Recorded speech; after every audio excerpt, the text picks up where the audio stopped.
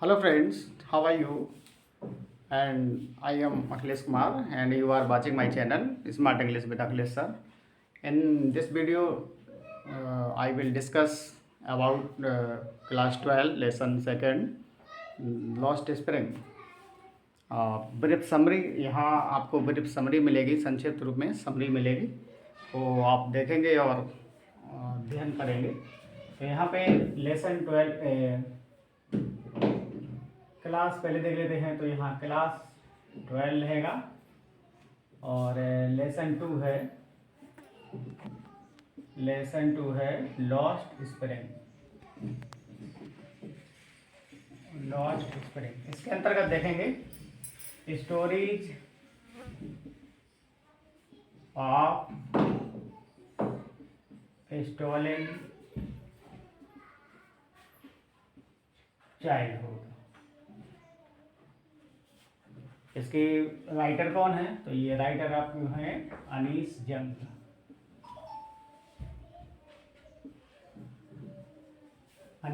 ये राइटर है।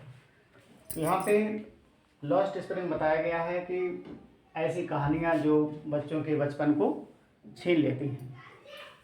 तो यहाँ पे ये प्रोज के सेक्शन में रहेगा ये। और यहाँ पे करेक्टर की अगर बात कर लें, करेक्टर की बात करें तो यहाँ पे करेक्टर आप पहला करेक्टर रहेगा साहेब ए आलम। देखिए सेकंड करेक्टर मुकेश। और थर्ड करेक्टर क्या है? थर्ड करेक्टर यहाँ पे राइटर स्वयं ही है, नरेटर। यहाँ पे होता क्या है कि ये अनीस जंग जो कि नरेटर हैं, ये कुछ छानबीन करती हैं, तहकीकात करती हैं, मतलब इंडिया का अनावरण करती हैं कि भारत में रहने वाले लोग किस कंडीशन में रह रहे हैं। सबसे पहले उन्होंने एक मुस्लिम बच्चे का तहकीकात किया, इन्वेस्टिगेशन किया। और इसके बाद मुकेश हिंदू बालक का भी उन्होंने जायजा लिया कि भारत में रहने वाले लोगों की कंडीशन आखिरकार क्या चल रही है। तो यहाँ पे साहिब आलम को जब उन्होंने देखा तो ये साहिब आलम कौन है? तो ये साहिब आलम एक्चुअली में रहने वाला कहाँ का है? ढाका का रहने वाला है। इसके जो पूर्वज थे वो ढाका में रहते थे, लेकिन कोई तूफानी चक्रवात आया जिस वजह से साहिब आलम का जो परिवार का जो भी लैंड था या जो मकान था वो सारा ध्वस्त हो जाता है और सब कुछ तबाह हो जाता है। तो ये ढाका छोड़ करके आ जाते हैं सीमापुरी में। सीमापुरी कहाँ है?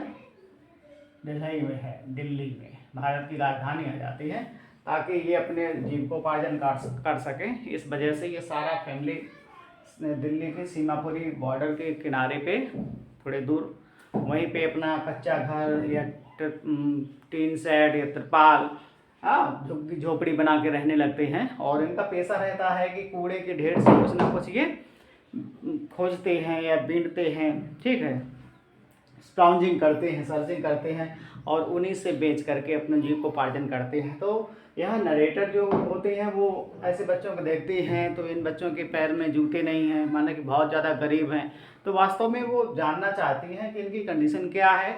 फिर वो नरेटर जो होते हैं, एक दिन क्या होता है कि इन सभी के घर जाती हैं, महिलाओं से मिलती हैं, बच्चों से मिलती हैं, इनके घर के जो एडल्ट्स होते हैं या जो इनके पूर्वज जो इनके ग्रैंड पेरेंट्स होते हैं उनसे बात करती हैं। तो उनको वहाँ जाकर के उन्होंने देखा कि बहुत ही दयनीय स्थिति में रह रहे हैं, बहुत गरीबी रेखा के बहुत नीचे हैं। ज़रूरत की जो सामान होना चाहिए, ज़रूरत की जो आवश्यकताएं होनी चाहिए, प्राइमरी जो नेसेसरीज हैं वो भी बहुत दूर हैं। नाली नहीं है, सीवर नहीं है, बहुत ज़्यादा कंडीशन बहुत ज़्यादा स्लम है, बहुत ही अच्छी नहीं लगी। तो अब इसके बाद इन्होंने देखा तो तहकीकात किया तो वास्तव में इनको लगा कि जिस उम्र में बच्चों को स्कूल जाना चाहिए तो ऐसी उम्र में वो स्कूल ना जा कर के अपने जीविकोपार्जन के लिए, अपने परिवार के रोजी रोटी के लिए अपने बचपन का बलिदान कर देते हैं। कहने का तात्पर्य है और इसके बाद जब वो थोड़ा बड़ा होता है तो इसके बाद वो टी स्टॉल पे काम करने लगता है, कनेस्टर लिए हुआ होता है। तो फिर नरेटर मिलती है कि अब बताइए अब क्या कर रहे हो, तो ये बता, तो अब क्या कर रहे हो। तो ये साहिब आलम बताता है कि अब हम टी स्टॉल पे 800 रुपये की नौकरी करने लगे हैं। सुबह का लंच, दोपहर का भोजन, शाम का भोजन, सब मुझे वही मिलता है। और जब नरेटर उसको देखती हैं तो उसको लगता है कि वास्तव में अब साहिब आलम की जो उसका निजी काम था वो उसका छूट गया है। अब वो नौकरी करने लगा है, उसने दास्तां स्वीकार कर ली है, ठीक है। और उसने उसका जो बैग हुआ करता था, जो हल्का हुआ करता था, अब उसकी जगह पे अब वो कनस्टर को लादे हुए है जिसमें मिल्क है। तो अब उसका भार भी बढ़ गया है, उसकी दास्तां उसने स्वीकार कर ली है और अपना काम उसने छोड़ दिया है। तो यहाँ कहने का पर ये बता रही है नरेटर कि वास्तव में अपना काम अपना होता है और दास्तां दास्तां होती है, मतलब नौकरी नौकरी होती है, अपना काम अपना होता है। और इसके बाद फिर यहाँ पे ये मुकेश नाम के बच्चे से मिलती हैं। तो ये क्या है, ये चूड़ी बनाने वाले परिवार से मिलती हैं। तो मतलब वो देखती हैं कि कंडीशन बिल्कुल सेम है, जैसी यहाँ पे कंडीशन है वैसी यहाँ पर भी है। तो लेकिन मुकेश के अंदर ये क्वालिटी देखने को मिली। वो क्वालिटी क्या थी कि नरेटर ने पूछा कि तुम क्या कर रहे हो, तो उसने बताया कि हम चूड़ी बना रहे हैं, हमारी पीढ़ी दर पीढ़ी चूड़ियाँ ही बनाती चली आई है। और फिरोजाबाद शहर का उन्होंने जब जायजा लिया तो फिरोजाबाद शहर जो है ये इसको ही सुहाग नगरी बोला जाता है कि जितनी भी महिलाएं हैं सभी चूड़ियाँ पहनती हैं। तो चूड़ी बनाने का ऐसा लगता है पूरे लैंड पे, पूरे विश्व में जितनी भी लेडीज़ हैं सभी का चूड़ी बनाने का ठेका फिरोजाबाद ने ही ले लिया है, क्योंकि वहाँ हर घर आंगन में चूड़ियाँ ही चूड़ियाँ दिखेंगी और बाकी कुछ नहीं दिखेगा। लेकिन ये बताता है कि वास्तव में मैं इन सब परंपराओं को तोड़ूंगा और मैं तोड़ करके मैं मोटर मैकेनिक बनना चाहूँगा। तो नरेटर ने पूछा कि तुम मोटर मैकेनिक क्यों बनना चाहोगे, अगर तुम्हारा सपना इतना हाई है तो तुम हवाई जहाज़ के पायलट क्यों नहीं बनोगे। तो जैसे ही नरेटर मुकेश से ये पूछती है कि हवाई जहाज़ के पायलट क्यों नहीं बनोगे, तो जो मुकेश होता है वो नरेटर की आंखों में आंखें डाल के बात नहीं कर पाता, वो उस अपनी निगाह नीचे कर लेता है और उसको समझ में आता है ये क्या बला है। क्योंकि उसने फिरोजाबाद की सड़कों पे कारों को दौड़ते हुए देखा था, तो उसने सोचा था कि मोटर मैकेनिक अगर बन जाऊंगा तो मुझे बहुत अच्छी इनकम होगी और चूड़ियाँ बनाने का काम वो बंद कर देगा। लेकिन हवाई जहाज तो कभी उसने देखे नहीं, क्योंकि हवाई जहाज जो है फिरोजाबाद शहर के ऊपर से कभी उड़ते नहीं हैं। ओके, तो यही इस बेसिक थीम है। और प्राइमरी जो इसकी थीम है, जो बेसिक थीम है वो यही है कि स्टोरीज ऑफ स्टॉलन चाइल्डहुड, मतलब ऐसी कहानियाँ बताई जा रही हैं कि जिसमें बचपन जो है वो खो जाता है, ठीक है। और इसके बाद आप इसके शॉर्ट आंसर देखेंगे जो महत्वपूर्ण होंगे बोर्ड एग्जाम, सीबीएसई बोर्ड और यूपी बोर्ड के हिसाब से जो भी क्वेश्चन इंपॉर्टेंट रहेंगे वो देने का प्रयास किया जाएगा। और जो एक्सरसाइज बनेगी वो आप यहीं से देखेंगे। ओके,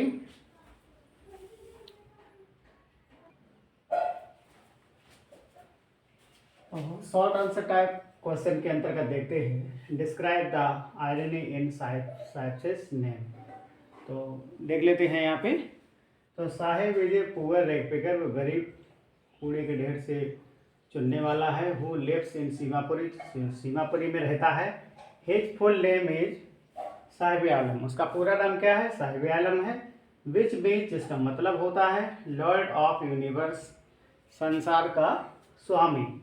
इट मीन्स, इसका मतलब यह है he should be the king and enjoy all luxuries life. कहने का तात्पर्य है कि उसको उसका मतलब होना चाहिए कि वो राजा की तरह विलासितापूर्ण जिंदगी जिए। बट अनफॉर्चुनेटली, लेकिन दुर्भाग्यवश, ही इज ए बेयरफुट, वो नंगे पैर है, रैग पिकर है और कूड़े के ढेर से बीनने वाला लड़का है। ओके, और इसके बाद सेकंड क्वेश्चन देखते हैं। Why did Saheb's parents leave Dhaka and migrate to India.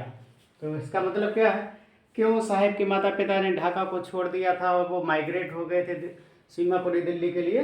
तो देख लेते हैं। वंस, पहले, साहिब से parents live in Bangladesh, Sahib के जो पेरेंट्स थे बांग्लादेश में रहते थे। अमिडिस्ट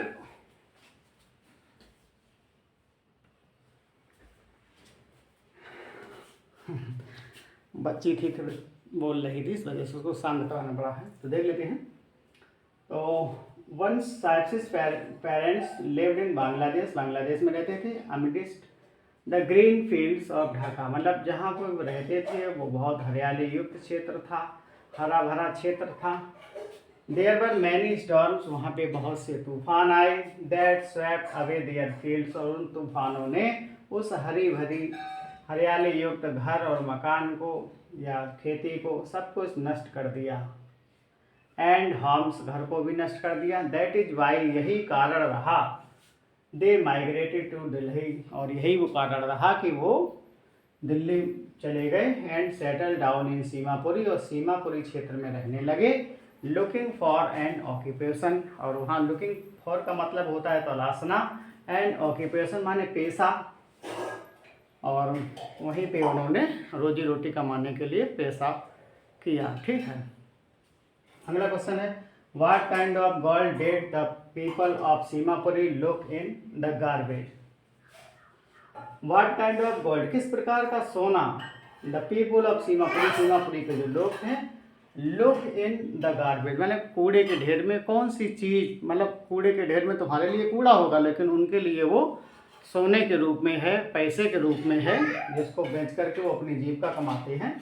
तो देख लेते हैं the people of Seemapuri look for items, जो सीमापुरी के बच्चे हैं या लोग हैं वो लुक फॉर तलाशते हैं आइटम्स माने वस्तुओं को, ताकि उनको बेच करके वो पैसा कमा सकें। इन द गार्बेज, कूड़ा के ढेर से। Which can be traded, which can be traded, ये उनका पेशा बन सकता है।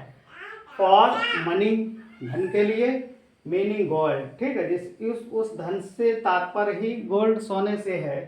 As it helps them earn money, क्योंकि वो कूड़े के ढेर से जो वस्तुएं मिलती हैं वही मदद करती हैं अर्न मनी, धन कमाने में। कहने का मतलब डेली ब्रेड, दिन का पूरा खाना। डेली ब्रेड माने कि जिससे उनकी रोजी रोटी चलती है, जिससे उनका खाना चलता है। एंड हैव ए रूफ, और जब खाना चल जाता है तो इसके बाद वो एंड हैव ए रूफ, और उनके छत पे छत मिल जाए। Have a roof over their head, जहाँ पे अपने वो सिर को छिपा सकें। कहने का तात्पर्य ये है कि अपना घर बना सकें, झोपड़ी बना सकें, जहाँ वो दो वक्त का भोजन कर सकें और अपने सर पे छत पा सकें। अगला क्वेश्चन है how was sahibs life at the tea stall. Tea stall पे जब उसने काम किया तो उसका जीवन कैसा कट रहा था। तो आप देख लेते हैं sahibs took up the job of performing odd job. वास्तव में उसकी जो जॉब थी वो अद्भुत जॉब थी। कहाँ पे थी? At a tea stall. Tea stall पे उसने काम करना चालू कर दिया था। He did not feel well, वो अच्छा महसूस नहीं कर रहा था। बिकॉज, क्योंकि he had lost the independence, क्योंकि वास्तव में उसने स्वतंत्रता को खो दिया था, अपनी आज़ादी को खो दिया था।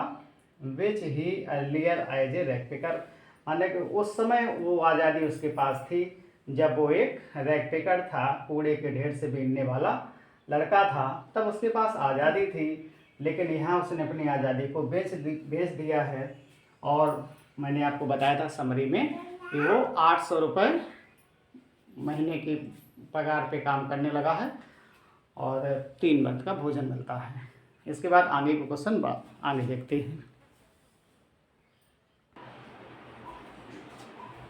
इसके बाद ये देखते हैं question number 5। Why do bangle makers usually lose their eyesight. मतलब कि जो चूड़ी बनाने वाले हैं वो अपनी आईलाइट को कैसे खो देते हैं, क्यों खो देते हैं। तो देख लेते हैं। Bangle makers usually lose their eyesight, मतलब जो चूड़ी बनाने वाले प्रायः लॉस खो देते हैं देयर आईलाइट, अपनी आईलाइट को। बिकॉज, क्योंकि दे वर्क, वो काम करते हैं इन डार्क हटमेंट्स, मतलब जो जहाँ पे वो काम करते हैं झोपड़ियों में, वहाँ पे अंधेरा है। Next to the lines of flames, और वहीं पे भट्टियाँ लगी हुई हैं। ऑफ फिल्किंग ऑयल लैम्प्स, और वहाँ पे वो वहीं पे वो काम करते हैं, सोल्डरिंग का काम करते हैं, चूड़ी गढ़ने का काम करते हैं। और वहाँ पे लाइट की व्यवस्था नहीं है, उनकी झोपड़ी में अंधेरा है। ऑफ फिल्किंग ऑयल लैम्प्स, वहाँ पे तेल के दीपक जल रहे हैं जिनकी रोशनी बहुत कम है, इस वजह से उन लोगों की आई साइड है वो चली जाती है। अगला क्वेश्चन है what does a bangle signify. तो जो चूड़ी का क्या महत्व है, कौन सी महत्ता के दर्शाता है, तो देखेंगे यहाँ पे इट सिग्निफाइज, यह वर्णन करता है, यह दर्शाता है एन इंडियन वुमेन्स, एक भारतीय महिला को सुहाग, मतलब सुहाग को बताता है, और स्पेसियसनेस, शुभ काम के लिए, शुभ कार्य के लिए। शादी विवाह फंक्शन में अक्सर आपने देखा होगा कि महिलाएं चूड़ियाँ पहनती हैं। इन मैरिज सिचुएशन में एवरी मैरिड इंडियन वुमेन, माने कि प्रत्येक विवाहित महिला फील्स, महसूस करती है, proud in rolling on the bangles on her wrist, माने कि अपनी कलाइयों में जो चूड़ियाँ होती हैं उनको घुमाने में उसको बहुत आनंद आता है, बहुत ही उसको खुशी महसूस होती है। अगला क्वेश्चन है, ये बहुत इंपॉर्टेंट क्वेश्चन है, लगभग परीक्षा में पूछा जाता है। Why do aeroplane not fly over Firozabad, Firozabad शहर के ऊपर से मतलब एरोप्लेन क्यों नहीं उड़ते हैं? तो the aeroplanes do not fly over Firozabad because there is not airport there, क्योंकि वहाँ पे कोई आसपास एयरपोर्ट नहीं है, इस वजह से फिरोजाबाद शहर के ऊपर से कोई हवाई जहाज नहीं उड़ता है। ओके, इसके बाद फ्रेंड्स ये लॉन्ग आंसर देखते हैं। तो why should child labour is eliminated and how, कहने का तात्पर्य है कि चाइल्ड लेबर को कैसे समाप्त किया जाए, कैसे हटाया जाए, तो इसके बारे में लॉन्ग आंसर है, बहुत ही इंपॉर्टेंट है, परीक्षा के लिए बहुत ही उपयोगी है, हो सकता है ये परीक्षा में आ जाए। इंट्रोडक्शन का मतलब क्या है? One of the worst form of child exploitation is child labour. सबसे ज़्यादा मतलब खतरनाक स्थिति ये है, सबसे बुरी बात यह है कि चाइल्ड लेबर जो हो रहा है ये एक प्रकार का बहुत ही शोषण का काम है, सोशल लेबर है। India has the largest number of child labours in the world, मतलब संसार में ही नहीं बल्कि भारत में भी चाइल्ड लेबर जो है वो बहुत ज़्यादा संख्या में है। ठीक है, इसके बाद पहली हेडिंग देखते हैं, reasoning for eliminating child labour. Child labour को कैसे हटाया जाए? कारण है तो child labour is the blot on our civil society, माने हमारे सब समाज में जो चाइल्ड लेबर है वो एक कलंक है। द मोस्ट विलुएंट, बहुत ही हानिकारक, एंड हीनियस, बहुत ही जघन्य, and exploitation form of child labour, in exploitation शोषण के रूप में बच्चों से कार्य जो करवाया जाता है, बहुत ही दुर्गति से, बहुत ही घिनौने तरीके से बच्चों को चाइल्ड लेबर करवाने के लिए मजबूर किया जाता है। Could be seen in the unorganised sector, मतलब असंगठित सेक्टर में भी इन बच्चों को देखा जा सकता है। सच एज मैच, माने माचिस फैक्ट्री में, बीड़ी फैक्ट्री में, बीड़ी मैन्युफैक्चरिंग, या glass bangle making industry, specially in Firozabad शहर की बात की जा रही है, यहाँ पे कांच की चूड़ियों का ज़्यादा काम होता है। तो यहाँ पे स्लोगन दिया गया है, child labour is a social crime, बच्चों से काम करवाना एक सामाजिक अपराध है। Every child has a right to shine, प्रत्येक बच्चे को पढ़ने का अधिकार है, यहाँ साइन का मतलब पढ़ने से। Way of eliminating child labour, तो the police and the politician are great hurdle in implementing the laws of eliminating the child labour. सबसे ज़्यादा लापरवाही पुलिस पे बताई गई है। पुलिस प्रशासन चाहे तो चाइल्ड लेबर को समाप्त कर सकता है। जो हमारे राजनीतिक लोग हैं वो भी बहुत, वो एक प्रकार का आर ग्रेट हर्डल, माने बड़ी बाधा हैं इन इम्प्लीमेंटरी द लॉज ऑफ एलिमिनेटिंग, मतलब वो कानून में चाहें तो उसको हटा सकते हैं, लेकिन नहीं, कानून तो इजाज़त नहीं देता है, और कानून में ये चीज़ है कि बच्चों से चाइल्ड लेबर ना कराया जाए, लेकिन फिर भी इसकी आड़ में ये काम होता रहता है, और जिसमें पुलिस और जो नेता हैं वो ऐसा करवाते हैं। The NGO, non government organisation, ये इसका फुल फॉर्म है, social industrious and individual social reformers can help the government, माने कि जो नॉन गवर्नमेंट सेक्टर हैं या संगठन हैं उनको सोशल इंडस्ट्रियस जो कारखाने हैं and individual social reformers can help the government, मतलब इन सब लोगों को आगे आना चाहिए और सरकार की मदद करनी चाहिए। कंक्लूजन देख लेते हैं। At last we can say, अंत में हम कह सकते हैं that the need of hour, समय की ये मांग है, ये वोकेशनल एजुकेशन, व्यवसायिक शिक्षा, right from the primary stage, मतलब शुरुआती शिक्षा से ही, प्राइमरी शिक्षा से ही ये वोकेशनल एजुकेशन प्रदान की जाए, सो दैट, ताकि द पुअर स्टूडेंट, मतलब जो गरीब बच्चा है, कैन अर्न, वो सीख सके, एंड लर्न, और पैदा कर सके। तो a child is mean to learn, एक बच्चे का मतलब ये होता है कि वो सीखे, पढ़ाई करे, नॉट टू बियर, बच्चा पैदा ना करे, ठीक। अब बच्चा पता लगा पढ़ाई की तरफ ध्यान नहीं है, पैसे की तरफ ध्यान चला जाएगा, तो फिर वो, और उसका दिमाग पढ़ने में नहीं लगेगा। ओके,